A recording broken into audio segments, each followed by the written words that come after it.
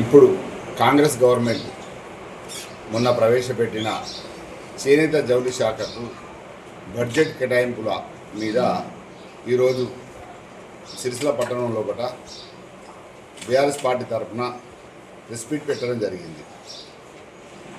ఇది ఎందుకు పెట్టడం జరిగింది అని అంటే, నేతన్నల ఆవేదన మరియు నేతన్నల భవిష్యత్తు మీద ఆధారపడి ఉన్న బడ్జెట్ కాబట్టి ఆవేదనతో కూడుకున్న బడ్జెట్ను ఈ రకంగా పెట్టినందుకు దాన్ని నిరసనగా మేము ఈరోజు ప్రెస్ మీట్ పెట్టడం జరిగింది. ఈ గవర్నమెంటు పోయిన సంవత్సరం సుమారు 370 కోట్ల రూపాయలు బడ్జెట్ కేటాయించింది. అదే ఈ సంవత్సరం 258 కోట్ల రూపాయలు బడ్జెట్ కేటాయించింది. అంటే సుమారు 100 పైచీలకు కోట్ల వ్యత్యాసంతో ఈ బడ్జెట్ను కుదించింది. అంటే గతంలో ఎప్పుడైతే బీఆర్ఎస్ గవర్నమెంట్ ఉన్నదో నేతన్నల అభ్యున్నతికి, వాళ్ళ ఉపాధికి, వాళ్ళ ఆత్మహత్య నివారణకు గౌరవనీయులు ముఖ్యమంత్రి వర్యులు కేసీఆర్ గారు నేతలను పిలిపించుకొని చేనేత రంగం ఎలా అయితే బాగుపడుతుంది, మరమగ్గాల కార్మికులు ఎలా అయితే వాళ్ళు కడుపుని అన్నం తింటారు అని ఒక సమావేశం పెట్టి, ఆ తర్వాత రకరకాల వాళ్ళతోటి అభ్యున్నత కోసం చర్చలు చేసి 1200 కోట్ల రూపాయల పైచిలుకు బడ్జెట్ కేటాయించి ఇలా నేతలను ఎంతో ఆదుకున్నది. ఆ 1200 చిల్లర కోట్లు ఖర్చు పెట్టినప్పుడు మొత్తం పద్మశాలి వర్గము, ఈ రంగం మీద ఆధారపడిన వారందరూ ఎంతో ఆశతోటి బీఆర్ఎస్ వైపు చూసిండు. ఇలా ఆ 1200 పైచీలకు బడ్జెట్ తోటి ఒక కాకతీయ మెగా టెక్స్టైల్ పార్క్ జరిగింది. అలాగే సిరిసిల్ల లోపల ఒక అపరెల్ పార్క్ రూపొందించుకున్నది. అలాగే వర్కర్ టు ఓనర్ పథకాన్ని మనం ఏర్పాటు చేసుకోవడం జరిగింది. అలాగే వర్కర్ల కోసం సుమారు ఒక 7-8 రకాల స్కీమ్స్ కూడా మనం ప్రవేశపెట్టుకోవడం జరిగింది. అందులో నేతన్నకు చేయూత, ఆ తర్వాత చేనేత మిత్ర, అలాగే ప్రభుత్వ ఆర్డర్స్ అన్నీ ఇక్కడే తెలంగాణలో ఉత్పత్తి అయ్యే విధంగా, ఆ తర్వాత టెస్కోకు మార్కెట్ సపోర్ట్గా ముందుకెళ్ళడానికి కొరకు కొనుగోలు చేసేందుకు వారి సామర్థ్యం పెంచింది. అలాగే ఒక యార్న్ సబ్సిడీ స్కీమ్ తీసుకొచ్చింది. అలాగే వర్కర్లకు ఒక థ్రిఫ్ట్ పథకాన్ని అది కూడా ఏర్పాటు చేసుకోవడం జరిగింది. ఆ తర్వాత నేతలకు పూర్తి స్థాయి లోపల పని దొరికే విధంగా చర్యలు తీసుకోవడం జరిగింది. అలాగే ఇవాళ చేనేత మిత్ర పథకం ద్వారా సుమారు రసాయనాలకు మరియు యార్న్కు 40% పైగా సబ్సిడీ ఇచ్చి వాళ్ళకి పోటీ ప్రపంచం లోపల వాళ్ళ గుడ్డను అంతర్జాతీయ స్థాయికి కూడా తీసుకెళ్ళిన పోచంపల్లి ఉన్నది, ఇక్కడ సారీస్ ఉన్నాయి. సిరిసిల్ల లోపల హరికిరణ్ గారు కూడా ఎంతో ముందుకు తీసుకెళ్ళిండు. అలాగే సిరిసిల్ల లోపల యార్న్ సబ్సిడీ ద్వారా నేతన్నలకు కూలి వ్యత్యాసం దాన్ని కూడా సవరణ చేసేందుకు ఆ డబ్బు ఉపయోగపడ్డది. ఇవాళ ఈ గవర్నమెంటు గత సంవత్సరం 370 కోట్లు పెట్టి ఈ సంవత్సరానికి వచ్చే వరకు 258 కోట్ల రూపాయలు పెట్టి ఇలా ఏ స్కీమ్కు కోతను అందిస్తుందో, ఏ వర్గాలు తగ్గిస్తా అని అనుకుంటున్నది కూడా చెప్పట్లేదు. ఎందుకొరకంటే ఒక నేతన బీమాకు తగ్గిస్తుందా, ఒక యారన్ సబ్సిడీకి తగ్గిస్తుందా, ఒక చేనేత మిత్రకు తగ్గిస్తుందా, అలాగే ఒక థ్రిఫ్ట్ పథకాన్ని తగ్గిస్తుందా? అంటే ఈ రంగం అంటే ఇంత చిన్న చూపు ఎందుకు?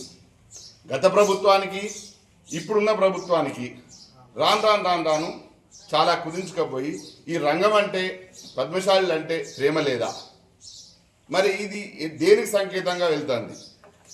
ఈ పథకం ద్వారా ఇప్పటికే ఆత్మహత్యలతోటి కొట్టినలాడుతున్న ఈ రంగం మరింత ఆత్మహత్యల వైపు తీసుకెళ్లే విధంగానే ఈ బడ్జెట్ ఉన్నది. కాబట్టి దీన్ని మేము పూర్తిగా వ్యతిరేకిస్తున్నాం. ఈ వర్గం అంటే ఈ చేనేత హ్యాండ్లూమ్ మీద ఆధారపడ్డ తెలంగాణ అంతర్జాతీయ పేరుగొన్న చేనేత రంగాన్ని ఈ కాంగ్రెస్ గవర్నమెంట్ పూర్తిగా చిన్నచూపు చూసి ఆ రంగాన్ని ఇంకా కుదేలుగా చేస్తుంది. ఇవాళ వాళ్ళు చేయాలనుకుంటే ఒక వర్కర్ టు ఓనర్ పథకం రెడీ ఉన్నది, చెయ్యొచ్చు. అందులో ఒక 1100 మంది కార్మికులకు ఆ కుటుంబాలకు ఉపాధి కల్పించే విధంగా చేయొచ్చు. అలాగే అప్రిల్ పార్క్ ఉన్నది, ఒక 10,000 మంది మహిళలకు పని కల్పించే విధంగా దాన్ని కేటీఆర్ గారు రూపొందించింది. అది అలాగే నిరుపయోగం ఉంది. ఒక 10,000 ఎకరాలతోటి సుమారు కాకతీయ టెక్స్టైల్ పార్క్లో అంతర్జాతీయంగా మార్కెట్ సౌకర్యం పనిచ్చే విధంగా దాన్ని ఏర్పాటు చేసుకున్నాం, దాన్ని డెవలప్మెంట్ చేసుకోకుండా పోయింది.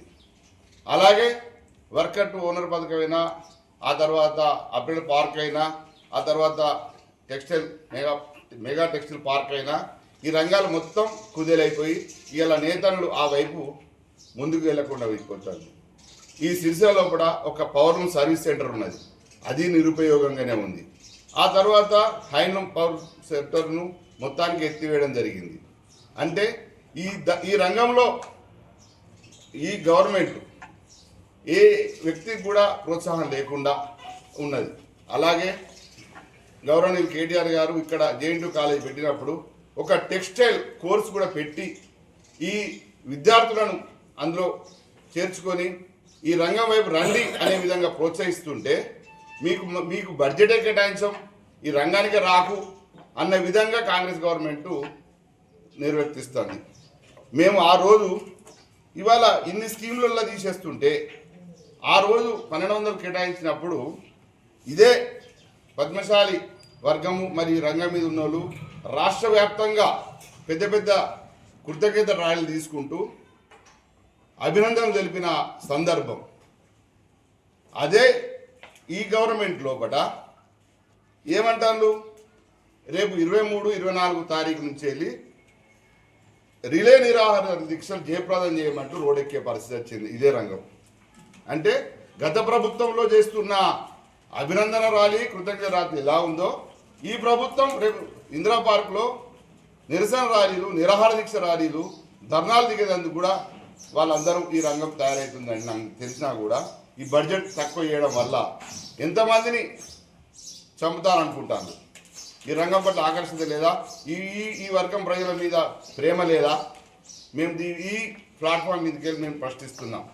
అలాగే ఈ రంగం లోపల ఉన్న వాళ్లకు బీఆర్ఎస్ గవర్నమెంట్ గౌరవనీయులు కేసీఆర్ గారు 50 సంవత్సరాలకే పెన్షన్ వాళ్ళకు వచ్చే విధంగా చేస్తే ఆ నేతన్న కుటుంబాల నుంచి ఆ చనిపోయిన వాళ్లకు వితంతులకు ఈ కాంగ్రెస్ గవర్నమెంట్ పెన్షన్ కూడా ఇవ్వలేని దుస్థితిలో ఉన్నది. అంటే వితంతులకు కూడా ఈ 50 ఏళ్ళ పై తిరుగు గవర్నమెంట్ పెన్షన్ చాలు చేస్తే ఈ గవర్నమెంట్ ఒకవేళ ఆకలి చావులతోటో లేకపోతే మరే ఇతర కారణాల వల్ల చనిపోయినా కూడా పెన్షన్ ఇవ్వట్లేదు. అదే 65 ఏళ్ళ పైన చనిపోయిన వాళ్ళకు ఇస్తుంది. అంటే ఏ రకంగా చూసినా కూడా ఈ ప్రభుత్వం పద్మశాలులు మరియు ఈ రంగం చేనేత జౌళి రంగంకు పూర్తిగా హ్యాండ్లూమ్ రంగాన్ని విస్మరిస్తుంది. కాబట్టి దయచేసి తెలియజేయడం ఏమనగా ఈ రంగానికి గత ప్రభుత్వం ఇచ్చిన ప్రాధాన్యత ఇచ్చి ఈ వర్గం ప్రజలను కూడా మీరు ముందుకు తీసుకెళ్లాల్సింది కోరుతున్నాను. అలాగే ఇక్కడ తుమ్మల నాగేశ్వరరావు గారు ఉన్నారు, చేనేత జౌళి శాఖ మంత్రివర్యులు. ఏ ఒక్కరోజు కూడా ఈ వర్గాలు పిలిపించి మీటింగ్ పెట్టలేదు. అలాగే ఈ ప్రాంతం నుంచి గెలిచిన గౌరవనీయులు కేంద్ర మంత్రివర్యులు బండి సంజయ్ గారు ఎక్కడ కూడా ఏ స్కీమ్ కూడా ఇక్కడ ప్రాంత ప్రజల గురించి మరి ఈ వర్గం ఎలా బతుకుతుంది అనే విషయాన్ని కూడా ఆలోచించకుండా ఇలా ఆయన కూడా చేతిలో ఎంతో అధికారం ఉన్నది. టెక్స్టైల్ కమిషనర్ కావచ్చు, లేకపోతే ఇక్కడ స్థానిక సమస్యలు తెలుసుకొని కేంద్ర ప్రభుత్వం నుంచి కూడా ఏం రకంగా నిధులు తీసుకొస్తే బాగుంటుంది, ఈ రంగాన్ని అభివృద్ధి చేయడానికి బాగుంటుంది ఒక్కనాటికి ఒక చర్చ జరగలేదు. అంటే రోడ్ ఎక్కంగా కూడా వీళ్ళు చూసుకుంటా ముందుకెళ్తారు. కాబట్టి బీజేపీ ప్రభుత్వము ఇటు కాంగ్రెస్ ప్రభుత్వం ఏ రంగం కూడా ఈ రంగాన్ని ప్రాధాన్యత ఇవ్వట్లేదు. కాబట్టి దయచేసి ఇప్పటికైనా మేల్కొని ఈ ప్రాంతంలో మరియు తెలంగాణ ప్రాంతంలో ఉన్న చేనేత జౌళి శాఖను పునరుద్ధరించాల్సిందిగా కోరుచున్నాను.